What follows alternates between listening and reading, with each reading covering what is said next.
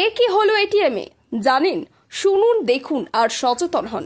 একেবারে ফিল্মি কায়দায় পুলিশের সমাধান করছে।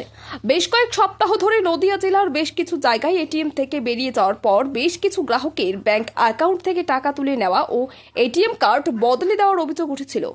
12 জুলাই শনিবার সকালে এমন ঘটনার শিকার হন পলাশীপাড়া থানার বার্নিয়ার এক যুবক। তিনি সরাসরি চলে যায় পলাশীপাড়া থানায়। শুরু তদন্ত। পুলিশ জানতে পারে বয়স্ক ও মধ্যবয়সী যুবকদের টার্গেট করেছে এই কাজের জন্য। প্রথমে ছিনতাইকারীরা এটিএমে ঢোকে মেশিনে কিছু কারসাজি করেছে, এরপর বাইকে অপেক্ষা করেছে গ্রাহকদের জন্য। এরপর কি হয় শুনুন। বয়স্ক ও মধ্যবয়সী কোনো গ্রাহক এটিএমে ঢুকে টাকা তোলার চেষ্টা করলে দেখা যাচ্ছে টাকা উঠছে না।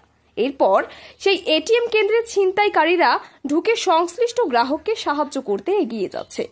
তার কাছ থেকে এটিএম এর পিন জেনে টাকা তুলে দিচ্ছে। পাশাপাশি অভিযোগ, টাকা গ্রাহকের হাতে দেওয়ার পর কথার ছলে এটিএম কার্ড বদলে দিচ্ছে এবং পরে সেই এটিএম কার্ড থেকে গ্রাহকের ব্যাংক অ্যাকাউন্টে সব টাকা তুলে নিচ্ছে তারা।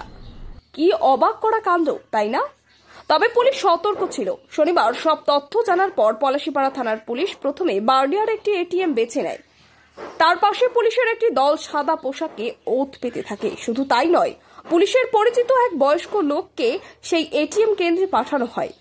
এর ঠিক পরেই হেলমেট পরে এক যুবক ওই কেন্দ্রের সামনে আসে। হেলমেট খুলে কেন্দ্রে ঢুকে ওই সাজানো গ্রাহকের সাথেও একই ঘটনা ঘটতে থাকে। তা বুঝতে পেরে সাদা পোশাকে থাকা পুলিশ কর্মীরা এটিএম ঘিরে ফেলে। অভিযুক্তকে গ্রেপ্তার করে। ধৃতের নাম হাসিদুল মণ্ডল, বাড়ি তার বাউর।